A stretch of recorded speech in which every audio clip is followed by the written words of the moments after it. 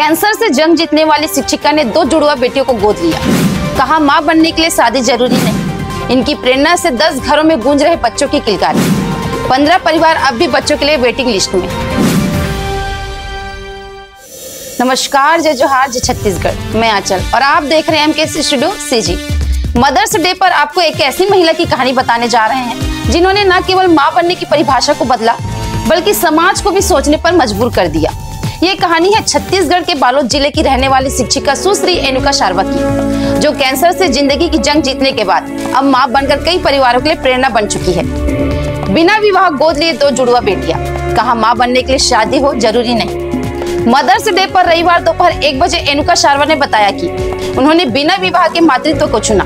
उन्होंने अधीरा और अधीरजा शारवा को 2 जुड़वा बच्चियों को गोद लेकर अपनी मां बनने की इच्छा पूरी की। वे कहती है मां बनने के लिए शादी करना या बच्चे को जन्म देना जरूरी नहीं। मां बनने के लिए ममता का भाव होना जरूरी है। फर्क खून का नहीं, परवरिश का होता है। 2.5 साल की अधीरा और अधीरजा कानूनी रूप से एनुका शारवा की दत्तक पुत्रियां हैं। दोनों ही बेटियां उन्हें मैया कहकर बुलाती हैं। एनुका कहती है कि यह शब्द ही उनके जीवन का सबसे बड़ा पुरस्कार है। उनका मानना है कि बच्चा किसके खून से है, इससे ज्यादा जरूरी है कि उनकी परवरिश कैसी हो रही है, यह मायने रखता है। वे कहती हैं कि बच्चे कच्चे मिट्टी की तरह होते हैं। घर का वातावरण और शिक्षा ही उन्हें गढ़ता है। कई दंपतियों के लिए बनी प्रेरणा। 10 घरों में खुशियां लौटी। एनुका से प्रेरित होकर 10 दंपतियों ने भी बच्चों को गोद लिया जो सालों से निसंतान थे। अब उनके घरों में बच्चों की किलकारियां गूंज रही है। वहीं उनके मार्गदर्शन में अभी 15 परिवार ऐसे हैं जो बच्चा गोद लेने की लिस्ट में वेटिंग पर हैं। 22 बच्चों के लिए जिम्मेदारी, शिक्षा से लेकर मार्गदर्शन तक। एनुका बताती है कि शिक्षिका बनने के बाद अब तक 22 बच्चों को पढ़ाने के लिए गोद ले चुकी है। हर साल स्कूल में 2 बच्चों को गोद लेकर पढ़ाई और अन्य चीजों का भार उठाती है। उनके इस पहल से उन्हें मुख्यमंत्री गौरव अलंकार शिक्षा श्री सहित कई सम्मान से सम्मानित किया गया। वहीं उनके प्रेरणादायक कार्यों को देखते हुए उन्हें राज्य शिक्षक सम्मान पुरस्कार के लिए चयनित किया गया है। कैंसर से जीत और समाज सेवा का जज्बा।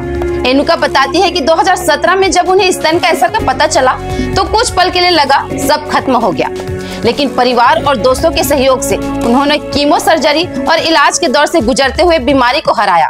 अब वे दूसरे को भी जागरूक कर रही है। स्कूल और समाज में देती है कैंसर जांच की प्रेरणा। एनुका शासकीय कन्या उच्चतर माध्यमिक शाला डोंडी लोहारा में भौतिक शास्त्र की व्याख्याता हैं। वे छात्राओं को स्वयं टेस्ट करने की सलाह देती है और जरूरत पड़ने पर अस्पताल तक ले जाने में भी सहयोग करती है। नृत्य कला और विज्ञान में भी योगदान। एनुका एक कुशल ओडिशा नृत्यांगना भी है। उन्होंने राज्य स्तर कला महोत्सव, विज्ञान मेला और अंतर्राष्ट्रीय सांस्कृतिक महोत्सव में छत्तीसगढ़ का प्रतिनिधित्व किया है। सर, कहानी इसका कुछ नहीं है। मुझे बच्चे चाहिए ही थे। बच्चे मुझे पसंद थे। जब मैं 27 साल की थी तब मैं अप्लाई करना चाहती थी, तो उसमें नियम था कि 30 साल से पहले कोई भी सिंगल पेरेंट्स नहीं बन सकता। तो उसके बाद फिर मैं जो भी मेरे लाइफ के अप एंड डाउन हुए, फिर मैंने वापस अप्लाई किया और 2 बच्चे अप्लाई की, क्योंकि बच्चों को भी बच्चों का साथ होना बहुत ज़रूरी है। और मैं चाहती थी कि 2 बच्चे रहे, उसका ये है कि एक दूसरे के साथ हमेशा रहे, वो दोनों आपस में ब्लड रिलेशन में रहे। भगवान न करे कि कभी कुछ अप डाउन या कुछ ऐसा हो गया, किसी मतलब उसको साथ चाहिए तो वो आपस में साथ में रहे। इसलिए मैंने 2 बच्चा किया। और रही पालने की बात सर, तो अगर आपका परिवार आपके साथ सपोर्ट कर रहे हैं, आपके पड़ोसी, जैसे मैं कहना चाहूँगी कि मेरे पड़ोसी, मेरे परिवार वाले सब बहुत अच्छे थे। जैसे मैं जिस दिन बच्चा लेके आई उस दिन घर में मैं, मेरे पिताजी, मेरे भाई, बस हम इतने लोग थे, समझ कुछ नहीं आ रहा था। वैसे ही मेरे जो मित्र है सर वो आए, मुझे तो वो बिछाने का जो रबड़ वाला वो होता है ना, वो भी नहीं था। हम धीरे धीरे सब करते चले गए सर, और सब आसानी से होता चला गया। हाँ, मेरे साथ नन्नी रहती है, वो मुझे बहुत सपोर्ट की है, जैसे मेरी माँ करती वैसे ही। तो बहुत आसानी से हमने सब कर लिया। एक बच्चों का रूटीन सेट कर लेते थे हम, उस रूटीन पे उनको खिलाना पिलाना सुलाना, तो चीज़ें होती चली गई। यार आज बच्चे 2.5 साल लगभग होने वाला है, बड़े हो गए हैं। हाँ, जस्ट मेरे घर के पीछे हैं, जिसमें वो भाभी मुझे बार बार आके कहती हैं मैं करना चाहती हूँ, लेकिन उनकी सास नहीं मान रही। क्योंकि सर आपको जब अप्लाई करोगे तो आपके एक फॉर्म होता है जिसमें फैमिली के सपोर्ट का कॉलम होता है, वो भरना होता है। तो मैं उनको बार बार यही कहती हूँ, आप देखो इंतज़ार करते करते, इंतज़ार तो अनंत काल का होता है ना, लेकिन इसमें क्या है, आप मैं जो भी पति पत्नी है जिनको नहीं हो रहा है, मैं उनसे अपील करती हूँ कि आप अप्लाई कर दें। अगर इस बीच आपके घर ईश्वर बच्चा दे देता है तो आपकी खुशकिस्मती, अगर नहीं देता तो कम से कम उस टाइम इंतज़ार के टाइम पीरियड तक इसमें भी एक नंबर लगता है, सरकारा में भी आपको, आप अप्लाई किया और बच्चा मिल गया ऐसा नहीं होता, आपसे आगे हज़ारों लोग हैं इसमें भी।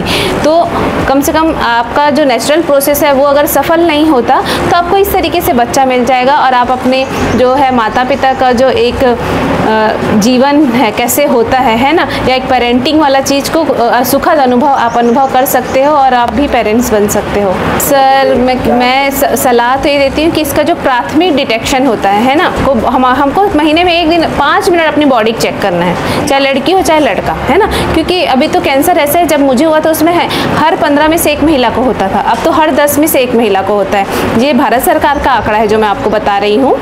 तो 5 मिनट का समय देके अपने शरीर को देखें और उस हिसाब से आपको भी प्राथमिक जो कुछ असहज महसूस हो रहा है उसको क्या कर सकते हैं, आप चिकित्सक से परामर्श लेके इलाज आप कंटिन्यू करवा सकते हैं और सुरक्षित रह सकते हैं। और इसके लिए सर मैं ये जो है मितानिन समूह या कोई भी महिला समूह के साथ मिलके बातें करती हूँ, क्योंकि सबसे बड़ा रीज़न है जो बीमारी बढ़ रही है कि हम बात ही नहीं करते, हम शर्माते हैं, हम छुपाते हैं, है ना। तो मैं मितानिनों के साथ मिलके इसमें वो करें, उसके जागरूकता अभियान चल रहा है मेरा यहाँ लोहारा ब्लॉक में। और उसके अलावा मैं हेयर डोनेशन, जो मेरे कई स्टूडेंट अभी तक 7-8 लोगों ने हेयर डोनेट किया है, जो हम लोग तमिलनाडु की एक संस्था है उसको देते हैं, वो लोग उसको जो कैंसर पेशेंट है उसको फ्री में विग बना के देते हैं। मैंने भी अपना बाल लंबा किया था सर, जब कीमो के बाद मेरे बाल वापस आए थे उसको दिया। मेरी स्टूडेंट है श्वेता वो दी है, मेरी बहन आशा और तिलेश दीदी, ये सभी लोग मतलब अपना हेयर डोनेट कर चुके हैं। और साइकिल रैली, जागरूकता रैली जो मेरे स्टूडेंट्स लोगों के साथ मैं कैंसर दिवस के दिन हर साल करती हूँ, वो चल रहा है। उसके अलावा व्यक्तिगत रूप से भी लोग उसको सलाह लेने, बात करने घर पे आते हैं। सर मेरा नाम सुश्री एनुका सारवा है, मैं भौतिकी की व्याख्याता हूँ, शासकीय बालक उच्चतर माध्यमिक विद्यालय डोंडी लोहारा में पदस्थ हूँ और मेरे पिताजी श्री सियाराम सारवा हैं जो भी व्याख्याता के पद। आगे अपडेट के लिए हमारे news channel MK Studio CG पर बने रहें। कैमरामैन भूपेंद्र साहू के साथ।